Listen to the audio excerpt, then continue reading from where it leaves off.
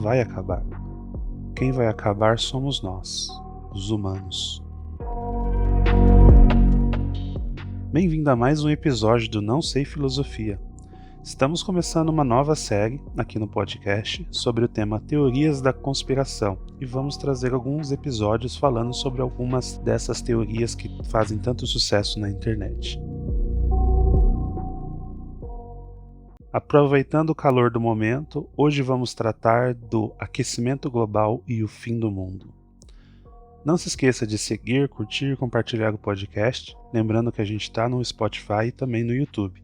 Deixe seus comentários e sugestões para temas dos próximos episódios. O Brasil tem passado aí nos últimos dias por uma onda de calor muito forte, algo que talvez seja inédito, porém que cada vez está mais frequente, e isso está deixando muita gente preocupado com a realidade de hoje e com o que pode vir no futuro. Não é apenas essa onda de calor, a gente tem visto aí chuvas, ciclones, tempestades, o mar aí com diversas ondas invadindo aí algumas cidades litorâneas, né, tendo ressaca, enfim, tudo isso ao mesmo tempo, que a gente sabe que isso daí em alguns momentos já ocorreu, apesar do ciclone ser algo mais inédito, eu diria, mas já aconteceu no passado, mas está se tornando cada vez mais frequente, e às vezes ao mesmo tempo. Então é comum você ver no mesmo dia, num lugar tendo uma onda de calor, no outro está tendo uma chuva, enquanto no outro está tendo um ciclone, enfim, num lugar que, né, pensando no Brasil, que é um país que sempre foi conhecido por não ter grandes desastres naturais, igual a outros países. Mas então o que está acontecendo? É Jesus que está voltando? Não, ele não está voltando, mas a situação é muito próxima de um apocalipse. Isso é tudo resultado de algo que a gente já escuta há muito tempo, as mudanças climáticas. Bom, mas primeiro vamos entender um pouco desses termos que a gente tem ouvido em vários lugares. Todo lugar que você acessa nesse momento está falando sobre isso, porque é um tema preocupante realmente. Mas para a gente entender um pouco melhor, vamos seguir a ordem aí de como as coisas acontecem. Talvez um dos primeiros termos que a gente ouviu até na escola foi falando do efeito estufa. Mas o que é o efeito estufa? O efeito estufa nada mais é do que uma concentração de alguns gases, né, como dióxido de carbono, metano, óxido nitroso, que eles, quando são liberados na atmosfera, eles acabam segurando o calor do Sol dentro da atmosfera. Então eles causam ali como uma espécie de estufa realmente, não deixando esse calor sair, e isso acaba aquecendo o planeta. Mas esse é um fenômeno natural, ele sempre ocorreu, e com a atividade humana, o que está acontecendo agora é que diversas pesquisas, na verdade não de agora, né, já faz muitas décadas que isso está sendo discutido, que comprovam que esse efeito ele tem se intensificado depois das ações humanas e com uma maior liberação desses gases na atmosfera, gerando um aumento na temperatura maior do que o que seria considerado natural. E isso gera o que a gente chama de aquecimento global.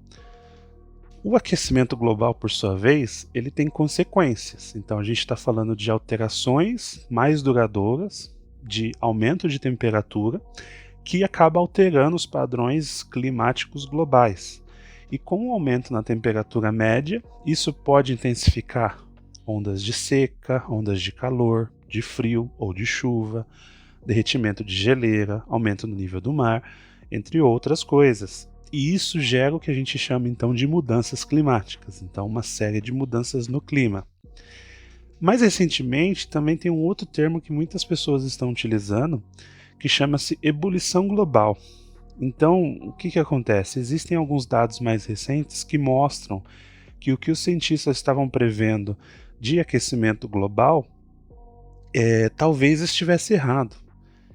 Mas não é errado no sentido de que não existe o aquecimento ou que o ser humano não tem fator aí de aceleração desse aquecimento. Não, é no sentido de que a coisa está tão mais difícil que o aquecimento está acontecendo por um fator humano, e só que ele está acontecendo mais rápido e com uma maior temperatura. Então a gente teve aí no mês de julho de 2023, no mundo todo, o mês de julho mais quente já registrado. né? E é importante lembrar que esse registro, quando a gente fala, muita gente fala assim, mas esse registro ele foi feito na história recente, não tem como saber como era a temperatura no passado. Não, sim, é possível que você saiba como que foi a temperatura no passado. Uma das formas de você poder fazer essa análise é através das geleiras, então você faz perfurações profundas e dependendo das camadas que você encontra ali, você consegue datar de quando que aquela a camada foi formada, né? Se você pegar algumas das geleiras mais antigas, e você consegue dizer qual que era a temperatura baseada na composição química daquela geleira. Então, sim, é possível dizer que quando o cientista fala esse foi o mês mais quente da história, é realmente da história que a gente não está falando de coisa de 100 anos atrás, a gente está falando de milhares e milhões de anos atrás. Então, sim, foi o mês mais quente no mundo, e então foi cunhado esse termo de ebulição global. Então é uma preocupação nova, porque aquilo que estava sendo colocado como algo que talvez em 50 anos elevasse a temperatura da Terra, isso talvez seja de menos tempo. Mas no Brasil a gente talvez não tenha sentido esse efeito do julho mais quente, pois a gente estava no inverno. Porém, agora que a gente está na primavera, assim, caminhando para o verão, a gente está tendo um recorde de temperatura no hemisfério sul. E está se tornando cada vez mais comum a gente ter calor no inverno e frio no verão. E a gente já vai tratar também dessa diferença um pouquinho mais para frente, porque algumas pessoas falam, mas está frio, então o aquecimento não acontece dessa forma. Sim, ele acontece. E isso é resultado das mudanças climáticas. Então elas intensificam fenômenos que antes eram mais raros, mas que agora acontecem várias vezes no ano. Bom, antes de continuar, para resumir então as diferenças entre os termos. O efeito estufa é um efeito natural que está sendo intensificado pelos humanos, gerando o que a gente chama de aquecimento global, que por sua vez acaba gerando mudanças climáticas. Então, mudanças no clima de várias formas possíveis que são categorizadas como mudanças climáticas. E que, infelizmente, esse processo está em aceleração, que é o que está sendo cunhado agora como ebulição global. Então está sendo chamado de ebulição global. Bom, ainda assim, muitos não acreditam que existam esse fenômeno. Bom, essas pessoas deveriam sair no sol do meio-dia e fazer um teste, ver se aquela situação está agradável, se ela está acostumada com aquela situação. Mas, por favor, não façam isso. Vamos tratar, então, dessas dúvidas que geram essas teorias da conspiração que questionam esse tipo de fenômeno, para a gente poder entender por que elas estão erradas e por que a gente sim deve analisar e confiar no que a ciência está propondo. Muitas pessoas argumentam que a Terra já passou por esses efeitos antes, que já teve aquecimento, já teve congelamento com as eras glaciais e que isso seria o ciclo normal da Terra. Logo que a gente talvez não devesse se preocupar do ponto de vista das ações humanas, porque isso seria um processo natural. Bom, sim, a Terra já passou por ciclos e passará por novos ciclos de congelamento ou aquecimento, e isso acontece nos milhões de anos de existência da Terra. Porém, o que esses estudos eles provam é que desde a Revolução Industrial, o crescimento populacional descontrolado, o ser humano passou a ter um papel decisivo aí no aquecimento da Terra, fazendo com que um ciclo que deveria durar talvez milhares ou até milhões de anos fosse antecipado ou acelerado. Eu vou deixar um link de um artigo científico aqui nesse podcast. Na descrição você vai encontrar esse link, que ele explica de forma gráfica essa evolução, onde a gente pode ver que nos últimos anos, se a gente comparar do ponto de vista de milhares de anos, um crescimento abrupto então do aquecimento, que bate então com essa análise que o ser humano, a partir do momento que ele começa a emitir mais esses gases, começa a desmatar, começa então a não cuidar tão bem do planeta, vamos dizer assim, esse crescimento acaba se tornando exponencial. Isso também nos leva à próxima teoria da conspiração, que fala o seguinte, que na verdade esses cientistas que fazem esses estudos, eles seriam comprados, que na verdade existiriam milhares de cientistas que não concordam que o aquecimento global foi gerado por humanos. Então eles sempre vão sacar o doutor, professor doutor da USP, não sei da onde, de Harvard, esse cara, ele é o cara que disse que isso é tudo uma mentira. Bom, o que na realidade essa é a maior mentira, porque a grande maioria dos cientistas concordam que o ser humano está provocando esse efeito. A gente está falando de dezenas de milhares de pesquisas provando isso. Provando, quando eu falo, você pode ir lá ler a pesquisa, ver o método que foi aplicado e questionar se você entende que o método não é adequado, se você entende que aquele método é falho. E existe sim uma pequena minoria que discorda, porém, em muitos desses casos, eles não estão utilizando o método científico. Funciona mais como um artigo enviesado ou até manipulado para poder mostrar uma realidade. Muitos deles, inclusive, não têm nem produção científica relevante, ou seja, não são pesquisadores que estão ali trabalhando nesse tema de uma forma muito profunda. Eles apenas têm uma opinião contrária. Existe até um levantamento recente aí feito nos Estados Unidos que ele fez o levantamento falando dos artigos científicos publicados provando essa questão da realidade do aquecimento global gerado pelo ser humano, das consequências que o ser humano está gerando no planeta. São cerca de 88 mil estudos científicos que foram analisados e 99,9% deles têm consenso de que sim, o ser humano tem uma grande parte da responsabilidade do que está acontecendo. Além também da visão científica, aqui também deveria existir um pouco de bom senso, né? Pensa comigo, o que é mais fácil? Todos os cientistas do mundo, incluindo de países que são rivais, como Estados Unidos, China, Rússia, a própria Europa, eles formarem um complô financiado por alguns bilionários, que também são rivais entre si, para fazer algo que pode matar e afetar a vida de milhões? Isso faz mais sentido? Ou faz mais sentido que poucos cientistas que não têm trabalho produzido, que estão atrás de like, de view ou de dinheiro, sei lá o que, dizendo que na verdade o aquecimento não existe, que isso aí é uma invenção? A gente achar que os cientistas vão entrar num complô, primeiro a gente não consegue muitas vezes consenso em coisas básicas. Então, assim, imagina que um cientista, sei lá, da Rússia, nesse momento que a gente está do ponto de vista geopolítico internacional, descobre que um cientista dos Estados Unidos está tentando esconder algo. O que você acha que ele vai fazer? Ah, não, ele se aliou aos cientistas dos Estados Unidos para enganar todos. Por que exatamente? Ah, não, porque um bilionário deu dinheiro para ele. Tá, mas esse é um cientista. E os outros, sei lá, 80 mil que fizeram esses estudos? Todos os 80 mil foram comprados. Todos eles. Assim, é uma realidade muito ficcional, né? Você tem que estar muito, numa profundidade de teoria da conspiração, né? Para falar que isso é forjado dessa forma. Outra besteira que é propagada por aí, inclusive por alguns políticos, não vou falar quem é, mas vocês sabem, né?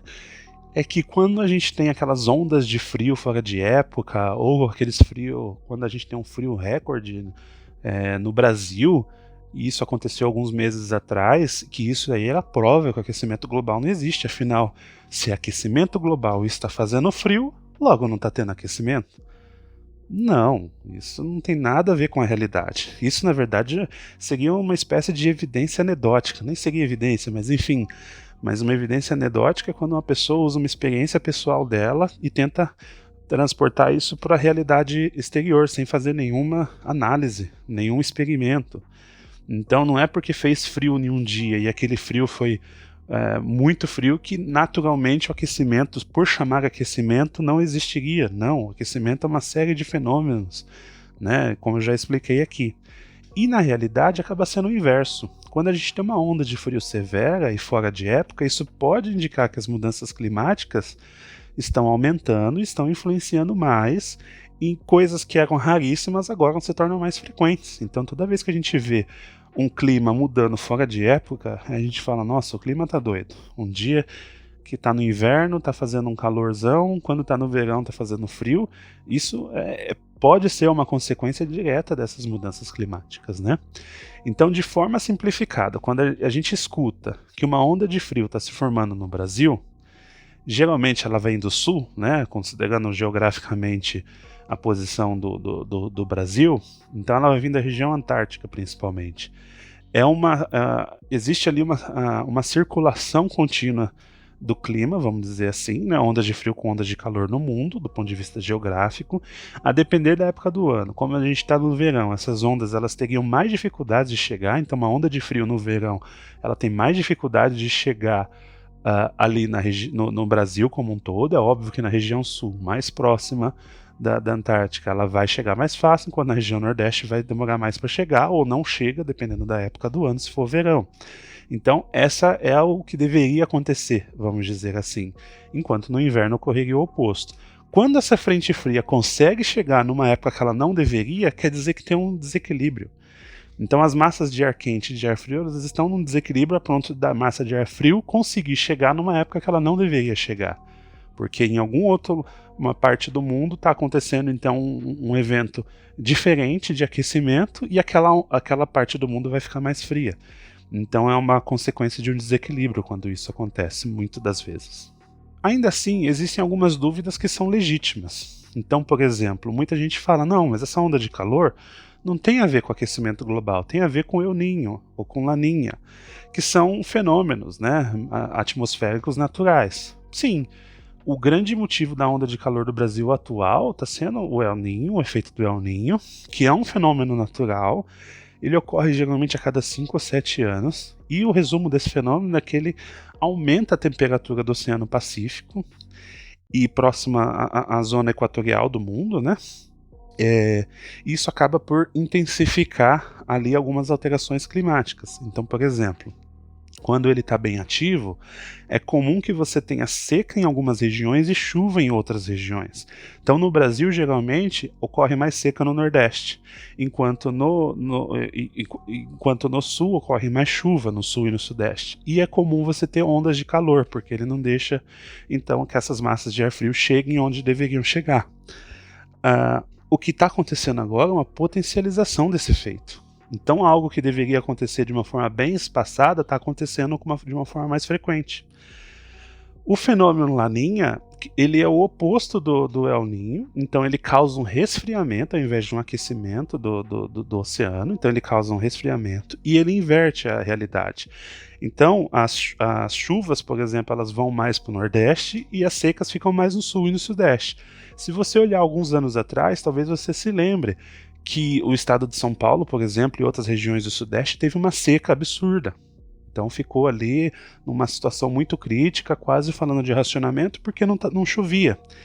Enquanto se a gente olhar nesse momento que a gente está com o efeito do El Niño, no sul, por exemplo, do Brasil, está tendo chuvas torrenciais. Você olha as cataratas do Iguaçu, por exemplo, batendo recorde. A usina hidrelétrica de Itaipu tendo que abrir os dutos para dar vazão na água de tanta chuva que está tendo. Então são os efeitos desse fenômeno que são potencializados com o aquecimento global.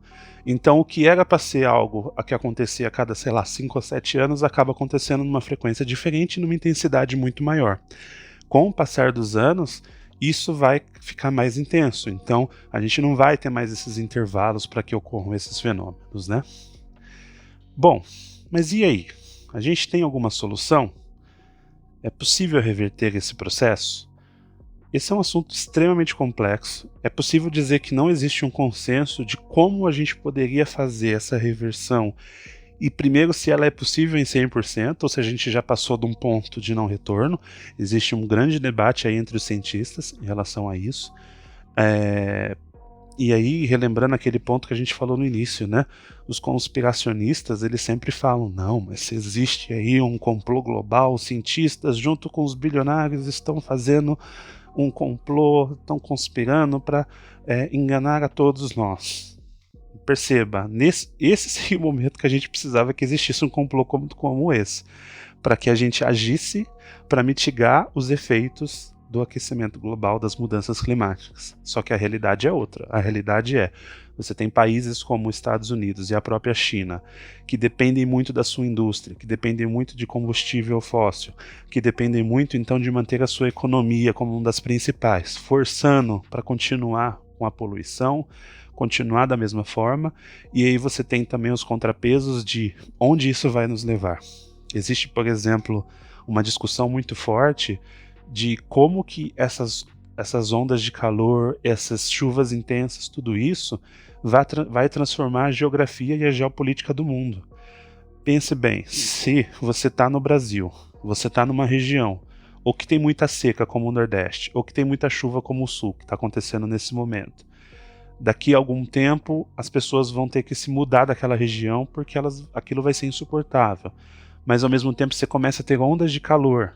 Cidades que a média, sei lá, 30 e poucos graus, passando a ter 40 graus. Algumas dessas cidades onde fica praticamente impossível, se você tiver, principalmente no centro-oeste e no norte, impossível você sair na rua durante o dia por causa do calor.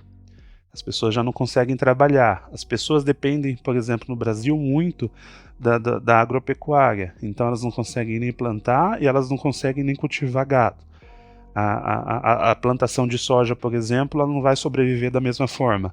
Então começa a ter uma escassez de alimento. Então a gente começa a criar um cenário de crise global. Isso eu estou falando do Brasil, que é o que a gente mais conhece, mas na Europa, por exemplo, também. Nas crises de calor morreram milhares de pessoas, porque tem uma população muito idosa, então as pessoas morrem de calor, simplesmente. Nos Estados Unidos, vários desastres naturais acontecendo, perda também de safras de produção agrícola. A China, um país sempre em crescimento, China e Índia, vamos dizer assim, com uma população que só aumenta, que demanda por consumo, muito consumo e gerando mais poluição. Como que a gente vai chegar no equilíbrio? Dificilmente a gente vai conseguir chegar no equilíbrio. Então, isso pode gerar crises, por exemplo, uma coisa que está sendo muito debatida. Um exemplo de uma doença que ocorre no Brasil é a malária. A malária ocorre em climas muito quentes e úmidos, como a Amazônia.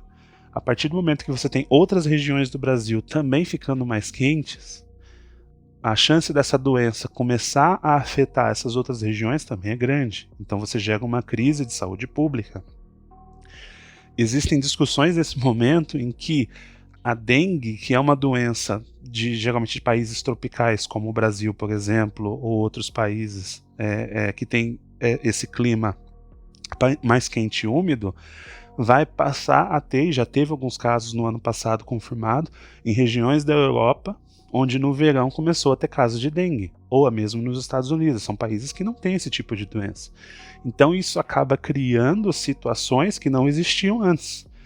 Pensando um outro lado, uma onda de frio no Brasil. O Brasil não está preparado para isso. Quantos casos de moradores de rua que estão naqueles frios da madrugada de 3 graus, 2 graus e morrem?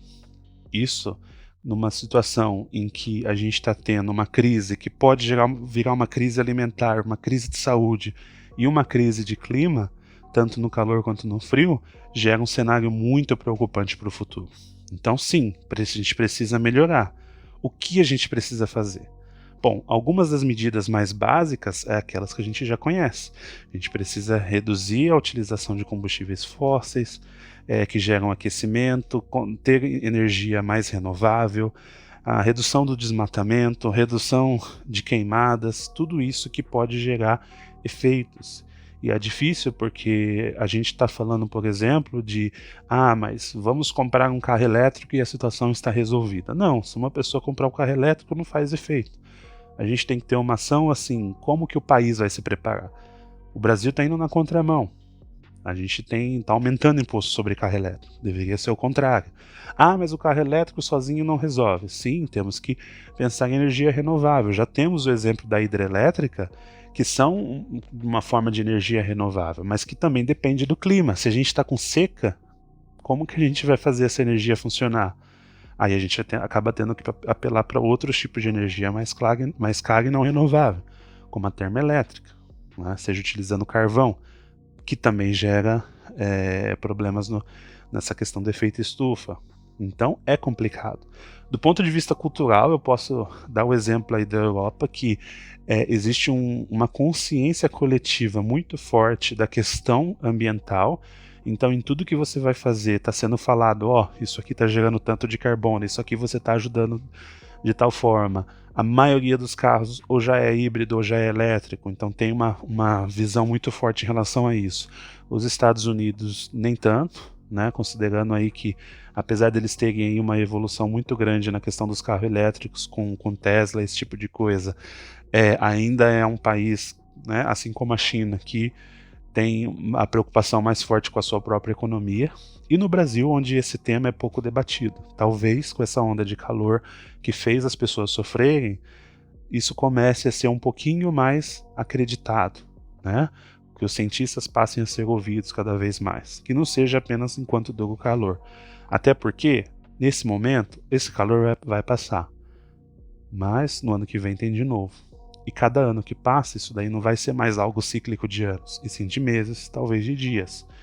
Como que você viveria numa realidade onde 100% do tempo ou tá um calor de 40 graus ou tá um frio de 0 grau? Então é complicado. A gente precisa então pensar em como atuar nisso, e o lado talvez positivo seja que os teóricos da conspiração estão percebendo que a realidade bate à porta. Bom, encerrando esse episódio, muito obrigado por ter acompanhado. Compartilhe com quem você acha que se interessaria por esse tema. Não deixe de seguir, não deixe de curtir, deixe um comentário para eu saber a sua opinião, você concorda, qual que é a sua indicação de próximo vídeo. Vai ter uma lista de artigos aí, referência para esse episódio, se você quiser se aprofundar mais, vai estar na descrição.